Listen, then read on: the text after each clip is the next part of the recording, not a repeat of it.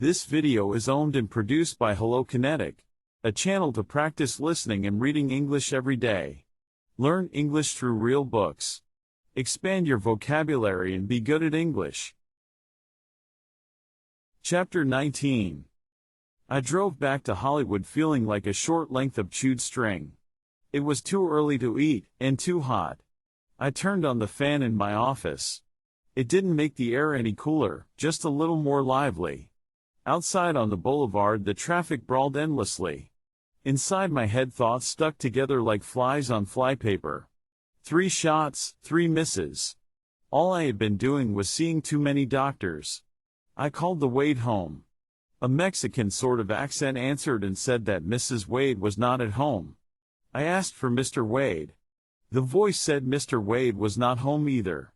I left my name. He seemed to catch it without any trouble. He said he was the houseboy. I called George Peters at the Carney organization. Maybe he knew some more doctors. He wasn't in. I left a phony name and a right telephone number. An hour crawled by like a sick cockroach. I was a grain of sand on the desert of oblivion. I was a 2-gun cowpoke fresh out of bullets. 3 shots, 3 misses. I hate it when they come in threes. You call on Mr. A nothing. You call on Mr. B nothing. You call on Mr. C more of the same. A week later you find out it should have been Mr. D, only you didn't know he existed, and by the time you found out, the client had changed his mind and killed the investigation. Doctors Vucanic and Varley were scratched. Varley had it too. Rich to fool with hooch cases. Vucanic was a punk, a high-wire performer who hit the main line in his own office. The help must know. At least some of the patients must know. All it took to finish him was 1 sore head and 1 telephone call. Wade wouldn't have gone within blocks of him, drunk or sober. He might not be the brightest guy in the world, plenty of successful people are far from mental giants, but he couldn't be dumb enough to fool with Vucanic. The only possible was Dr. Veringer. He had the space and the seclusion.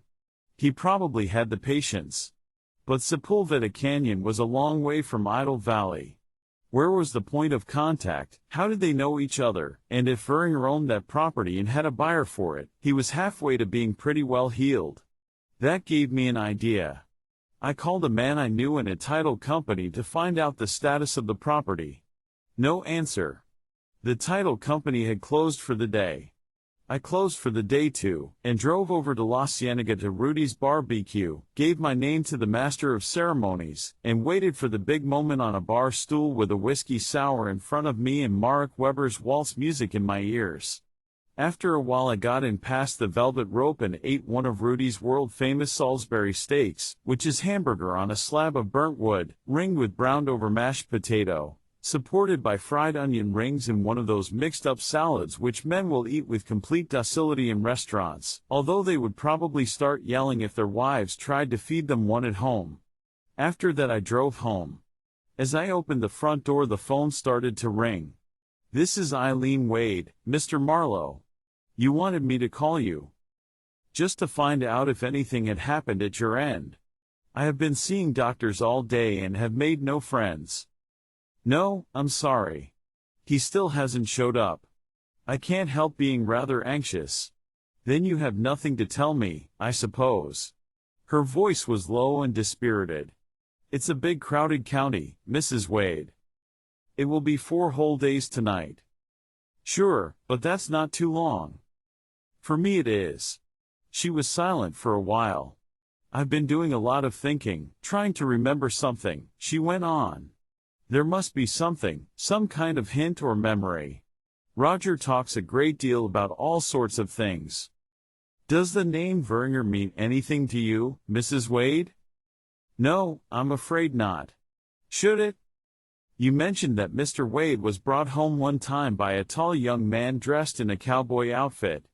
Would you recognize this tall young man if you saw him again, Mrs. Wade?" "I suppose I might," she said hesitantly, "if the conditions were the same. But I only caught the merest glimpse of him." "Was his name Veringer?" "No, Mrs. Wade. Veringer is a heavily built, middle-aged man who runs, or more accurately has run, some kind of guest ranch in Sepulveda Canyon. He has a dressed-up fancy boy named Earl working for him. And Veringer calls himself a doctor. That's wonderful, she said warmly. Don't you feel that you're on the right track? I could be wetter than a drowned kitten. I'll call you when I know. I just wanted to make sure Roger hadn't come home and that you hadn't recalled anything definite. I'm afraid I haven't been of much help to you, she said sadly. Please call me at any time, no matter how late it is. I said I would do that and we hung up. I took a gun and a 3-cell flashlight with me this time. The gun was a tough little short-barreled .32 with flat-point cartridges. Dr. Veringer's boy Earl might have other toys than brass knuckles. If he had, he was plenty goofy enough to play with them. I hit the highway again and drove as fast as I dared. It was a moonless night, and would be getting dark by the time I reached the entrance to Dr. Veringer's estate. Darkness was what I needed. The gates were still locked with the chain and padlock. I drove on past and parked well off the highway. There was still some light under the trees, but it wouldn't last long. I climbed the gate and went up the side of the hill looking for a hiking path. Far back in the valley I thought I heard a quail. A mourning dove exclaimed against the miseries of life. There wasn't any hiking path or I couldn't find one, so I went back to the road and walked along the edge of the gravel. The eucalyptus trees gave way to the oaks and I crossed the ridge and far off I could see a few lights. It took me 3/4 of an hour to work up behind the swimming pool and the tennis courts to a spot where I could look down on the main building at the end of the road. It was lighted up and I could hear music coming from it. And farther off in the trees another cabin showed light. There were small dark cabins dotted all over the place in the trees. I went along a path now and suddenly a floodlight went on at the back of the main cabin.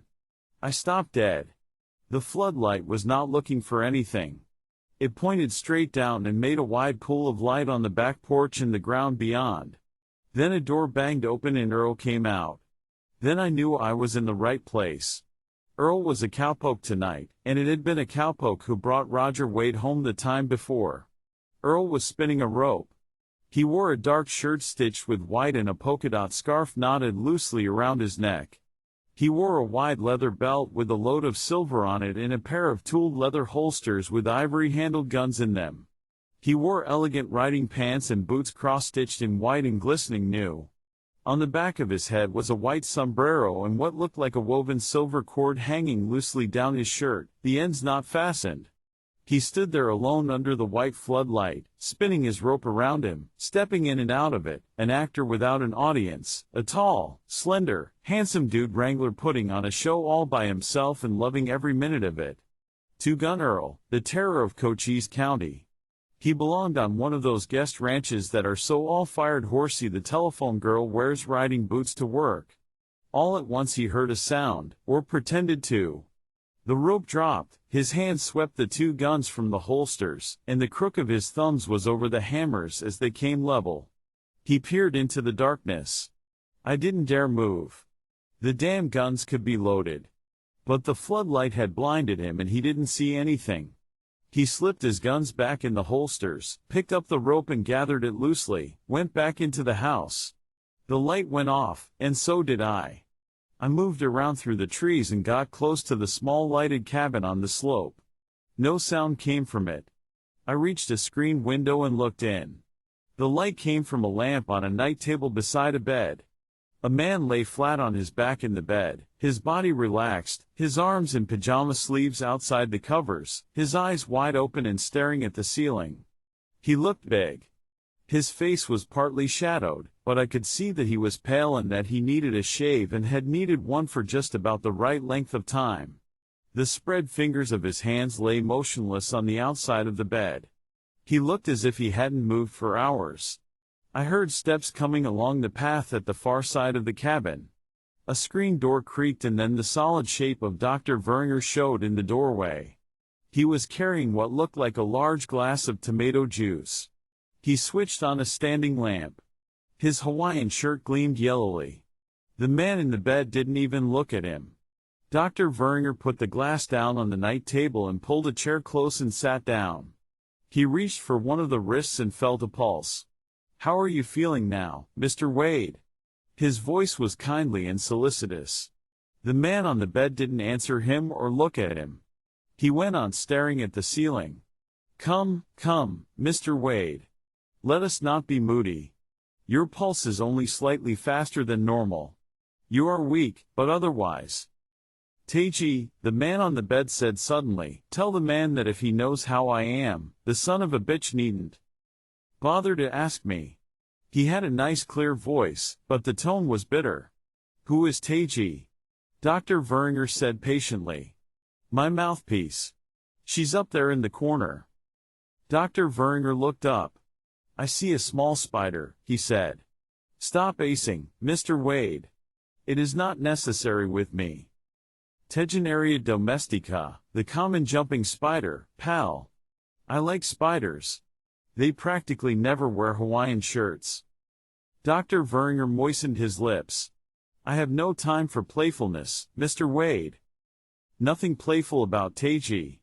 Wade turned his head slowly, as if it weighed very heavy, and stared at Dr. Veringer contemptuously. Teji is dead serious. She creeps up on you. When you're not looking, she makes a quick silent hop. After a while she's near enough. She makes the last jump. You get sucked dry, doctor. Very dry.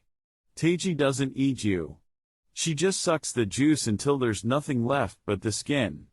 If you plan to wear that shirt much longer, doctor, I'd say it couldn't happen too soon. Dr. Veringer leaned back in the chair. I need $5,000, he said calmly. How soon could that happen? You got $650, Wade said nastily. As well as my loose change. How the hell much does it cost in this bordello? Chicken feed, Dr. Veringer said. I told you my rates had gone up. You didn't say they had moved to Mount Wilson. Don't fence with me, Wade, Dr. Veringer said curtly. You are in no position to get funny. Also, you have betrayed my confidence. I didn't know you had any. Dr. Veringer tapped slowly on the arms of the chair. You called me up in the middle of the night, he said. You were in a desperate condition. You said you would kill yourself if I didn't come. I didn't want to do it, and you know why. I have no license to practice medicine in this state. I am trying to get rid of this property without losing it all. I have Earl to look after, and he was about due for a bad spell. I told you it would cost you a lot of money. You still insisted, and I went. I want $5,000. I was foul with strong drink, Wade said. You can't hold a man to that kind of bargain. You're damn well paid already. Also, Dr. Veringer said slowly, you mentioned my name to your wife. You told her I was coming for you. Wade looked surprised. I didn't do anything of the sort, he said. I didn't even see her. She was asleep. Some other time then. A private detective has been here asking about you. He couldn't possibly have known where to come, unless he was told. I stalled him off, but he may come back. You have to go home, Mr. Wade. But first I want my $5,000. You're not the brightest guy in the world, are you, Doc? If my wife knew where I was, why would she need a detective? She could have come herself, supposing she cared that much. She could have brought Candy, our houseboy. Candy would cut your Blue Boy into thin strips while Blue Boy was making up his mind what picture he was starring in today. You have a nasty tongue, Wade. And a nasty mind. I have a nasty $5,000 too, Doc. Try and get it. You will write me a check, Dr. Veringer said firmly. Now, at once. Then you will get dressed and Earl will take you home. A check? Wade was almost laughing. Sure, I'll give you a check. Fine. How will you cash it? Dr. Veringer smiled quietly. You think you will stop payment, Mr. Wade. But you won't. I assure you that you won't. You fat crook, Wade yelled at him. Dr. Veringer shook his head. In some things, yes. Not in all. I am a mixed character like most people. Earl will drive you home. Nix. That lad makes my skin crawl, Wade said. Dr. Verringer stood up gently and reached over and patted the shoulder of the man on the bed. To me Earl is quite harmless, Mr. Wade. I have ways of controlling him. Name one, a new voice said, and Earl came through the door in his Roy Rogers outfit. Dr. Verringer turned smiling. Keep that psycho away from me, Wade yelled, showing fear for the first time. Earl put his hands on his ornamented belt. His face was deadpan. A light whistling noise came from between his teeth. He moved slowly into the room. You shouldn't have said that, Dr. Verringer said quickly, and turned towards Earl. All right, Earl. I'll handle Mr. Wade myself. I'll help him get dressed while you bring the car up here as close to the cabin as possible. Mr. Wade is quite weak. And he's going to be a lot weaker, Earl said in a whistling kind of voice. Out of my way, fatso. Now, Earl, he reached out and grabbed the handsome young man's arm. You don't want to go back to Camarillo, do you? One word from me and... That was as far as he got. Earl jerked his arm loose and his right hand came up with a flash of metal. The armored fist crashed against Verringer's jaw. He went down as if shot through the heart. The fall shook the cabin. I started running. I reached the door and yanked it open. Earl spun around, leaning forward a little, staring at me without recognition. There was a bubbling sound behind his lips. He started for me fast. I jerked the gun out and showed it to him. It meant nothing. Either his own guns were not loaded or he had forgotten all about them. The brass knuckles were all he needed. He kept coming. I fired through the open window across the bed. The crash of the gun in the small room seemed much louder than it should have been. Earl stopped dead. His head slewed around and he looked at the hole in the window screen. He looked back at me. Slowly his face came alive and he grinned. What happened? He asked brightly. Get rid of the knucks, I said, watching his eyes. He looked surprisingly down at his hand. He slipped the mauler off and threw it casually in the corner. Now the gun belt, I said. Don't touch the guns, just the buckle. They're not loaded, he said smiling. Hell, they're not even guns, just stage money. The belt. Hurry it. He looked at the short-barreled .32. That a real one? Oh sure it is. The screen. Yeah, the screen. The man on the bed wasn't on the bed anymore. He was behind Earl. He reached swiftly and pulled one of the bright guns loose. Earl didn't like this. His face showed it. Lay off him, I said angrily. Put that back where you got it. He's right, Wade said. They're cap guns. He backed away and put the shiny pistol on the table. Christ, I'm as weak as a broken arm. Take the belt off, I said for the third time. When you start something with a type like Earl you have to finish it. Keep it simple and don't change your mind. He did it at last, quite amiably.